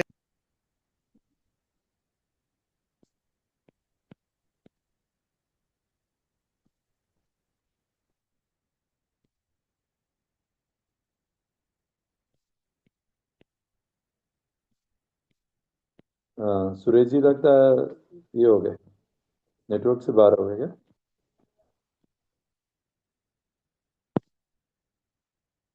सुरेश जी जब तक आ रहे हैं, तब तक आप हमारे गोपाल प्रसाद जी ने हाथ उठाया हुआ। गोपाल भाई, आप बोलिए। जी नमस्कार। बाकी तो मैक्सिमम वक्ताओं ने अपनी अपनी बातें रख दी है, और जिसमें हमने अभी सुना डी मार्ट के बारे में, बिग बाजार के बारे में, कंज्यूमर क्या चाहता है, कोऑपरेटिव से कंज्यूमर की संख्या कैसे बढ़ाएं, नैतिकता का आधार होना चाहिए, प्रोडक्ट का क्वालिटी मेंटेनेंस होना चाहिए, प्रतिस्पर्धा किससे है यह भी जानना आवश्यक है। मुझे लगता है इसके साथ साथ एमएनसी का जो चेन है, स्ट्रक्चर है उनका काम करने का, लॉस एंड प्रॉफिट का जो फार्मूला है, एमएनसी के लूटने का जो तरीका है, ब्रांडिंग फैक्टर है, ग्रीड फैक्टर है, उनका छूट और डिस्काउंट देने का, कैसे कस्टमर को वो लुभाते हैं, और उसके साथ साथ हम लोगों का प्रोडक्शन और उत्पाद की जो सूची है, लोकल फॉर वोकल वाला इशू है। तो मुझे लगता है कि इसके टक्कर देने के लिए जो है, अभी अभी हमने सैंपल यूनिट और एक बंधु का एक साधे सब सधे वाला इशू भी मैंने सुना। अभी उनकी एक शिकायत थी कि नर्सरी और बाईबैक और गेम्स की कोऑपरेटिव की भी उन्होंने चर्चा की। अभी हमने पहले उदाहरण सुना अमेजन, फ्लिपकार्ट और स्नैपडील का भी उदाहरण दिया था इन्होंने, अभिषेक जी ने। तो ये निकल के सामने आई, अभी रोजी रानी जी ने उठाया कि भाई लोगों के पास बड़ा महत्वपूर्ण विचार उन्होंने किया कि लोगों के पास विचार लेकर जाएं और प्रभावित करें, कैसे घर तक सामान पहुंचाए। तो इसकी व्यवस्था बनानी होगी। और हमारे अंतरंग आनंद जी ने तो कहा भी कि ज्यादातर जो आउटलेट है वो बंद हो गए। उन आउटलेट पर ऑर्गेनिक और स्वास्थ्य और सेहत का दृष्टिकोण, कीमत, सुविधा, ये सारे चीज को जब हम पूरा समुद्र मंथन करेंगे तब हम वास्तव में जो है मुझे लगता है कि ये तो चर्चा हम लोग कर रहे हैं तो आपस में तो एक दूसरे का वैचारिक आदान प्रदान तो हो ही गया, लेकिन हम लोगों में कमी यह है कि बोल तो देते हैं और उसको लिखित वे में अपने सजेशंस को नहीं दे पाते। तो एक तो ये कमी को हम सबों को दुरुस्त करना चाहिए। दूसरी बात है उसको सारा सजेशंस को कंपाइल करके उसका ब्लूप्रिंट और एक्शन प्लान बनाने का है। ये सबसे महत्वपूर्ण कार्य है। दूसरा है डेटाबेस मेंटेनेंस। तो ये जो अलग अलग डाटा है हमारे पास, चाहे वो गौशाला का डेटाबेस है, चाहे वो गौभक्तों का डेटाबेस है, चाहे स्वदेशी पर काम करने वाले लोगों का है, चाहे कोऑपरेटिव पर काम करने वाले लोगों का है, या ग्राम स्वराज का जो अपना नेटवर्क है उसका अपना डेटाबेस है। तो मुझे लगता है कि अलग अलग डेटाबेस जो है सबसे पहले वो बनाना पड़ेगा। सुझाव तो सारा आ ही गया, उसका कंपाइलेशन जरूरी है। उससे भी ज्यादा महत्वपूर्ण है डेटाबेस का निर्माण। और उसके लिए ये है कि हमारे को सबसे पहले एक ऐसा यूनिट बनाना पड़ेगा, फुल फ्लैश्ड यूनिट, जो केवल डाटा कंपाइलेशन करे और सब चीज को स्टोर रखे, किसके द्वारा वो डाटा मिला वो भी मेंशन हो उसमें। तो तभी हम वास्तव में सुविचारित तरीके से, सही तरीके से काम कर पाएंगे। ये जो जमाना है प्रतिस्पर्धा का है, ये एआई टेक्नोलॉजी के जमाने में हम जी रहे हैं। तो व्यवस्थित रूप से सुविचारित योजना के तहत रणनीति बना करके एक्शन प्लान के साथ अगर आप काम नहीं करेंगे तो मैं समझता हूं कि सारी एक्सरसाइज आपकी जीरो हो जाएगी। दूसरी बात यह है कि एमएनसीज का जो अपना कार्य करने का तरीका है वो उनका तरीका है, उनसे बेटर तरीका हमारा कैसे हो जिससे हम उनको मात दे सकें, इस फार्मूला को हमें बनाना है। और ये फार्मूला बन गया तो उसके आगे हम बड़ी रेखा खींच देंगे। और अब रह गई बात गुरुकुल की, तो मुझे लगता है कि गुरु और शिष्य की जो परंपरा है उसमें गुरु अपने आप में उसका अपना प्रभाव क्षेत्र होता है, उसके कनेक्शंस होते हैं, गार्जियंस के अपने कनेक्शंस होते हैं, छात्रों के भी अपने कनेक्शंस होते हैं। तो तीन तो यही डाटाबेस है। अब दूसरा डाटाबेस ग्राम सभा का आ जाता है, चौथा डाटाबेस किसानों का आ जाता है, पांचवा जो है गौ भक्तों का आ जाता है, फिर उसी तरह से योग अध्यात्म इस पर काम करने वाले जो लोग हैं उनका डाटाबेस आ जाता है। तो कुल मिलाकर के मुझे ऐसा लगता है कि स्वदेशी, स्वावलंबन, स्वाभिमान, इस तीन बिंदुओं पर काम करने वाले जो लोग हैं उनकी डाटाबेस को स्ट्रांग बनाने की और आपस में उनकी अपनी विचारों को उन तक पहुंचाने के लिए जूम मीटिंग में उन लोगों को भी जोड़ने की आवश्यकता है, और उसके साथ साथ फिजिकल मीटिंग में भी आवश्यक है। जब वैचारिक तारतम्यता बन जाए, ज्यादातर लोगों को हम अपने रंग में रंग लें, उसके बाद तब जो हम लोग बैठे ब्लूप्रिंट के साथ, एक्शन प्लान के साथ, एकदम लिखित में लेके आए, सब लोग अपनी अपनी तैयारी के साथ आए, तब तो बैठने का मतलब है।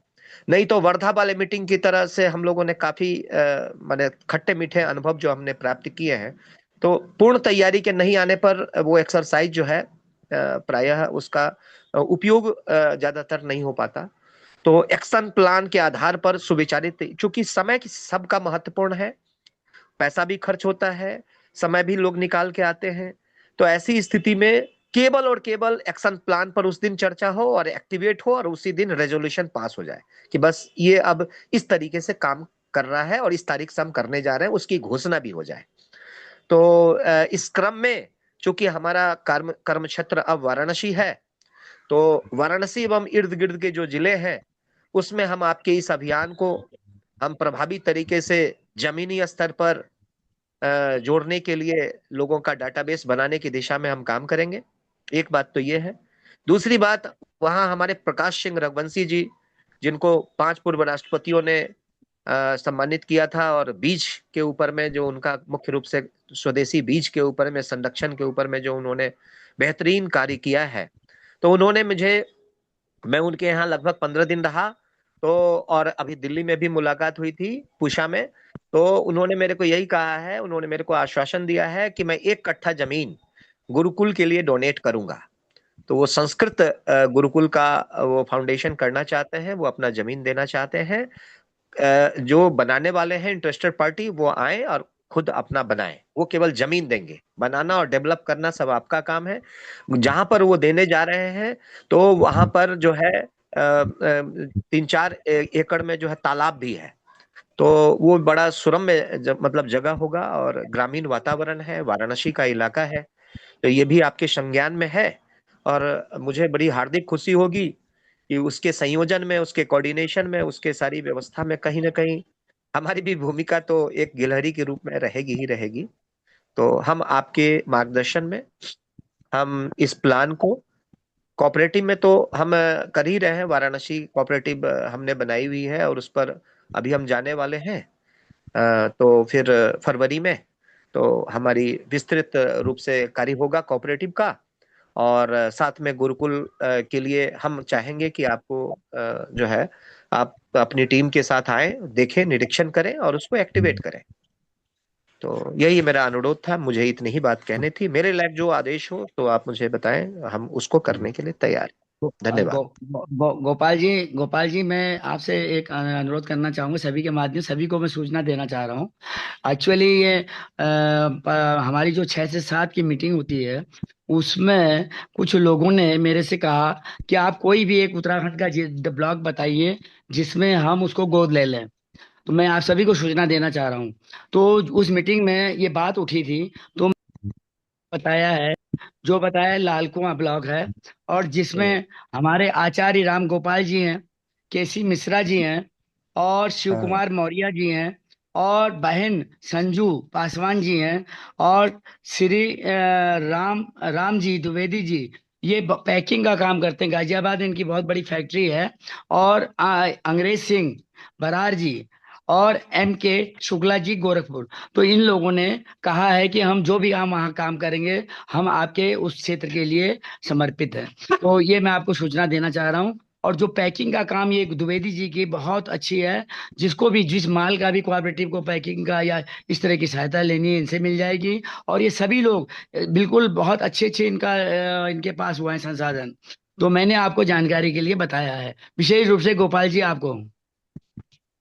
ठीक है, ठीक है, बहुत बहुत धन्यवाद। अभी गोपाल जी ने जो बात रखा, गोपाल जी से निवेदन है कि ये सारा लिखित रूप से जरूर आप दे दीजिएगा, क्योंकि आपने पूरा एक तरह से सबको समअप करके प्रस्तुत किया है और आपकी जो आइडिया है सबको मिला करके काम करने का जो आपने बताया है उसको मिला जाए हम लोग, और हम लोग सब लोग मिल करके इसका एक्शन प्लान, और जितने लोग भी जो जो अपने सुझाव दे रहे हैं, आप सबसे निवेदन है कि कृपया आप लोग अपना अभिषेक जी को या मुझे आप लोग भेज दें इसको लिख करके। तो मेरा नंबर तो सबके पास होगा, अभिषेक जी का भी होगा, नहीं तो मैं नंबर अपना भी डाल देता हूँ। अभी यहाँ पर सुरेश जी आप बीच में नेटवर्क से बाहर हो गए थे, धन्यवाद तो सुरेश जी अपनी बात पूरा कर लीजिए। धन्यवाद। सुरेश मेरी जी, आवाज आ रही है? हाँ जी, हाँ हेलो अभिषेक जी जी जी। आचार्य जी। जी, जैसे कि मैं आपसे बात कह रहा था, मैं नेटवर्क से बाहर हो गया, नेटवर्क के थोड़ा कट गया था, इस वजह से।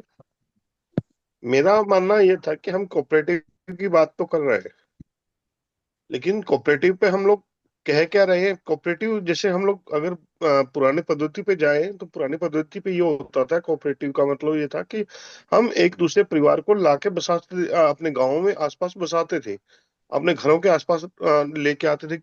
कि कोई रिश्तेदार दूर से होता था तो उसकी आर्थिक स्थिति कमजोर होती थी, तो हम ये करते थे कि हमारे पास आके बस जाए वो, और हमारे पास आके वो अपना काम धाम करे। एक दूसरे का सहयोग होता था कोऑपरेट।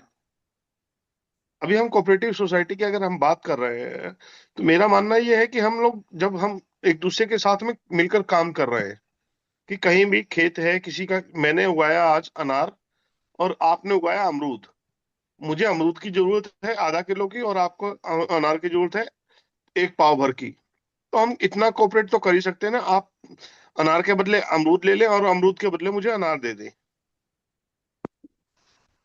अभी तक ऐसा नहीं हो रहा है। जहां तक मुझे कोऑपरेटिव के बारे में समझ में आ रहा है, मैं हरियाणा से बिलोंग करता हूं, तो मुझे ये समझ में आया है, देखा है मैंने इस चीज को। कोऑपरेटिव काम तो कह रही है, लेकिन कोऑपरेटिव आपस में एक दूसरे का सहयोग नहीं कर रही है। तो उसके बारे में भी आप थोड़ी सी चर्चा करेंगे तो मुझे अगर मेरे से भी अगर आप कुछ कहेंगे तो मुझे उसके बारे में, अगर मेरी कोई जिम्मेदारी लगाएंगे तो मैं उसके बारे में भी ध्यान रखूंगा। धन्यवाद। और इसके अलावा अगर आप कुछ कहना चाहेंगे तो मैं सुनूंगा फिर। जी बहुत बहुत धन्यवाद। आपसे रिक्वेस्ट है कि जो आप कर सकते हैं वो अपने आइडियाज आप लिखकर भेज दीजिए। नंबर हमने दे दिया है। और बाकी साथी, अभिषेक जी आप कुछ बोल रहे थे।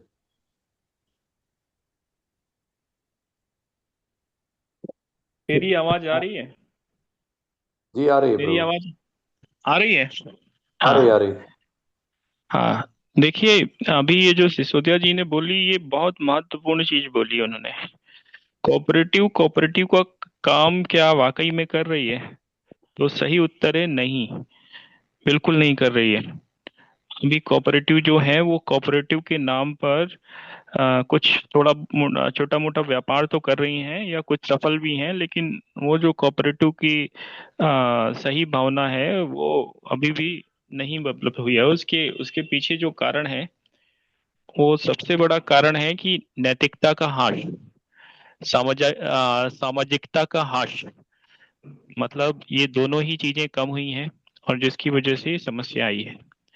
तीसरा चीज ये है कि कॉपरेशन अमंग्स कोऑपरेटिव वाला जो प्रिंसिपल है, जो इंटरनेशनल कोऑपरेटिव लॉ बोलता है, और जो रूल हैं कोऑपरेटिव के, तो उसके अनुसार भी ये चीजें जरूरी हैं, लेकिन फिर भी नहीं हो पा रही, क्योंकि लोगों के व्यक्तिगत स्वार्थ इतने बढ़े हुए हैं कि जब कोई एक छोटा उद्यमी थोड़ा सा सफल हो जाता है, तो फिर उसका अगला टारगेट अंबानी और अडानी ही होता है, और उसके लिए वो साम दाम दंड भेद की राजनीति वाली नीति पे आ जाता है, और वो किसी भी स्तर पर जाके वो काम करना चाहता है ताकि उसको प्रसिद्धि मिले, पैसा मिले, और वो किसी भी तरह से मिले, उसके लिए चाहे वो कोई भी चीज पे कॉम्प्रोमाइज करे। तो ये जो सामाजिक सोच है, जो समाज की एक वो बनी हुई है, ये एक बहुत बड़ी समस्या है कि इस सोच से कैसे लड़ा जाए, इस विचार को कैसे बदला जाए, इस लोगों के अति भौतिकवाद की जो प्रवृत्ति है उससे कैसे निपटा जाए। तो अभिषेक ये जी, एक मैं बड़ा थोड़ा सा सब्जेक्ट है। अभी मैं, क्योंकि समय हो चुका है, हम आपसे अलग से बात करेंगे। नंबर आप चैट बॉक्स में छोड़ दीजिए। दूसरा क्या है कि यहाँ पर आ, हर चीज का मैं समाधान नहीं अभिषेक है। जी सिर्फ इतना ही कहना चाह रहा था। जी जी, मैं थोड़ा सा इतना ही कहना चाह रहा था कि हमारा सिर्फ इतना है कि हम आपस में एक बार सामंजस्य बैठा लेंगे ना। जिन लोगों के साथ, जिन लोगों का हम लोग कोऑपरेट करना चाहते हैं, उन्हीं लोगों के साथ सामंजस्य बैठाने की बात है। इससे बड़ी कोई बहुत बात नहीं है। अभी हमारी कम से कम कोऑपरेटिव विषय पे 50 रिकॉर्डिंग हैं जो पड़ी हुई हैं यूट्यूब में। आप नंबर देंगे, चैट बॉक्स में डालेंगे, वो हम भेज देंगे, आपको सब चीजों का जवाब मिल जाएगा कि किस स्तर पर चर्चा हुई है और किस स्तर पर काम करने का प्रयास हो रहा है। तो हम आपको वो सारी सूचनाएं और वो सारी रिकॉर्डिंग उपलब्ध कराएंगे, और उससे आपको जानकारी मिल जाएगी। समय हमारा 9:30 तक ही रहता है, इसलिए हम जल्दी से इसको वाइंड अप करना चाह रहे हैं। और बस इसमें अंतिम में चलते चलते मैं यही बोलूंगा कि हमने 1.25 लाख मेंबर जोड़ने का लक्ष्य रखा है। अभी हमारा ध्यान उस पर भी है, और साथ ही साथ हम कैसे लोगों को बेहतरीन शुद्ध और कम रेट पर चीजें उपलब्ध करा पाए, इस पर भी है। तो ये 2-3 स्तर हैं, बस इसी पे काम करने का प्रयास है। और साथ ही साथ हाँ, आप जैसे लोगों का और सभी सम्मानित लोगों का, गोपाल जी, उत्पेती जी, सुभाष जी, और जितने साथी हैं, किशोर जी, इन सभी के विचारों के साथ, और जो उनके अनुभव और जो उनके कामों से सीख मिलती रहेगी, उससे आगे बढ़ने का प्रयास रहेगा, चीजों को मिलकर आगे बढ़ाया जाएगा। बस इतना ही कहना है मुझे। बस आचार्य जी से आग्रह करूंगा कि आगे इस कार्यक्रम को समाप्त करें, और सभी का धन्यवाद दें आचार्य जी। बहुत बहुत धन्यवाद। और अंत में कोई भी एक साथी जो अपना कोई भी बात रखना चाहते हैं। आपने, सुमेर सिंह जी, आपने दोबारा हाथ उठाया है, आप कुछ बोलना चाह रहे थे क्या? हाँ जी, मेरा निवेदन ये है कि ये जब सारी रिकॉर्डिंग मौजूद है तो लिखित में क्या देना है? नहीं, वो तो लिखना पड़ता है ना काम करने के लिए। फिर नहीं रिकॉर्डिंग को पर नहीं, तो ये जिसको सारी देखता है, एक ही व्यक्ति के ऊपर पूरी जिम्मेदारी आ जाती है उसको सुन करके लिखने के लिए। नहीं तो आज की सुन जैसे करके रिकॉर्डिंग है पूरी की पूरी, सब लोग लिख के देंगे तो अपने पास तो वर्कलोड और ज्यादा बढ़ जाएगा। इसमें से सार निकालने के लिए तो आज का सार तो निकाले कम से कम, ऐसा मेरा नहीं, वो निवेदन। आप उसमें लिख के दे देंगे। नहीं, ऐसा होता है कि पूरी बात को अलग अलग सुनना पड़ता है, और लिखित में रहता है, जिनका जो लिखित रहता है वो फाइलिंग हो जाती है, वो आसान हो जाता है। चलो ठीक है जी। वो तो और कोई साथी? नहीं तो इसे समय हो गया है, समाप्त करते हैं हम लोग। और अंत में हम अ, जो साथी इसमें इस विषय पर अपना अंत में बात रखना चाहते हैं और इसे समाप्त करें। हमारी अलका दीदी, आप कुछ आशीर्वाद देते हुए समाप्त करने के लिए आप कहना चाहेंगे?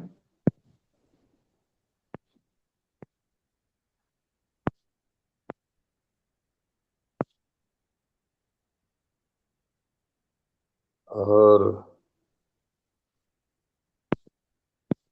डॉक्टर राजाराम यादव जी, अभी आप, हाँ, आप हैं, समापन के लिए कुछ बोल सकते हैं आपका, अगर नेटवर्क ठीक है तो।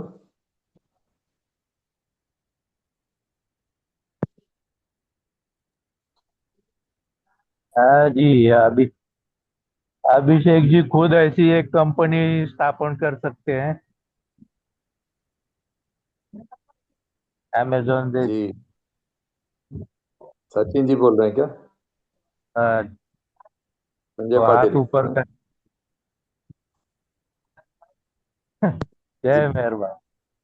तो अभिषेक जी जय। इतने इंटेलेक्चुअल है, खुद एक कंपनी स्थापन कर लिए जाए अमेजोन जैसी। इंटरनेशनल मार्केट को बढ़ावा क्यों देना है? ये सीधा सीधा सवाल है। नहीं? ठीक है। एक्चुअली इस पर आपको और सुनेंगे आपकी विचार को अगली बार, हाँ, क्योंकि ये आपने दूसरी दिशा में बात कर लिया है। अभी ठीक ठीक। कोऑपरेटिव की बात हो रही है, कंपनी क्यों बनाया जाए हमें समझ में नहीं आ रहा है ना। हाँ, वो तो चल जब रहा था ना कोऑपरेटिव की बात हो रही है तो अलग अमेरिका से कंपनी के। एफएमसीजी का भी बात चल। चलिए, तो तो इसको जी समाप्त किया जाए। अगर कोई साथी बोलना चाहते हैं, ब्रिगेडियर राजाराम यादव जी, आप अगर समापन कर सकते हैं तो समाप्त करें, या अभिषेक जी अंत में कुछ बोल सकते हो? हाँ, आ गए। सर सभी को नमस्ते। मुझे ज्यादा नहीं, बीच बीच में बहुत डिस्टर्ब रहा था, सुनाई नहीं दिया है, पर मैं समझ गया कुछ गुरुकुल पर डिस्कशन था और कुछ C2C पे हुआ, तो बहुत ही अच्छा है। और जरूर C2C को आगे बढ़ोतरी देना चाहिए ताकि कंज्यूमर और प्रोड्यूसर दोनों का आपस में तालमेल हो। और गुरुकुल का तो खैर है ही, बहुत जरूरी चीज है, उसको भी हम इस तरह सहकारिता से और आगे बढ़ाएं तो अच्छा है। बहुत बहुत सभी का धन्यवाद। और मैं पथमेड़ा गौशाला में हूँ, यहाँ बहुत बड़ा गायों पे काम हो रहा है। और यहाँ जो गुरुकुल टाइप भी है, मेरे ख्याल से सबसे अच्छी 1.5 लाख गाय और 16-17 जगह डिवाइड करके, ये मेरा टेक्निकली मैं इसमें बहुत साल से जुड़ा हुआ हूँ। और बहुत ही अच्छा काम, और अभी जैविक खेती पे भी ये बढ़ रहे हैं, बहुत अच्छा सिस्टम है। तो बहुत बहुत धन्यवाद और सभी को शुभ रात्रि। बहुत बहुत धन्यवाद। ये बहुत अच्छा हुआ, गौशाला वाली बात आ गई चलते चलते, क्योंकि देखिए कोऑपरेटिव का तो एक्चुअली पूरे कोऑपरेटिव में जो जो तो किसानों के कोऑपरेटिव का जो आधार है वह गौशाला है। इसीलिए गौशाला का पंचगव्य ग्रामोद्योग एक पथमेड़ा एक एग्जाम्पल हो सकता है, लेकिन हम लोग इसको नेटवर्किंग करें तो जितने भी किसान हैं, सारे किसानों का जो गो उत्पाद है, पंचगव्य उत्पाद है, उसकी कोऑपरेटिव कंज्यूमर्स तक बहुत आसानी से पहुंचेगी। आज मैं योग योग क्लासेस में, आयुर्वेद में हम यह चर्चा करते हैं कि ये पैकेट वाली दूध ना पिएं, तो फिर अच्छा दूध कैसे मिलेगा? तो बिना सहकारिता के कंज्यूमर्स को उपलब्ध नहीं होगा। तो यह सारी चीज़ों को हम लोग आज बैठकर विचार करें, और सही कोऑपरेटिव कैसे बनेगा इस पर विचार करें, और अंत में हम लोग इस पर एक्शन प्लान के लिए आगे बढ़ें। सबको बहुत बहुत धन्यवाद। अभी हम रिकॉर्डिंग ऑफ कर रहे हैं कि उसके बाद अगर किन्हीं को और कुछ बोलना होगा तो बोल सकते हैं। धन्यवाद। नमस्कार। शुभ रात्रि।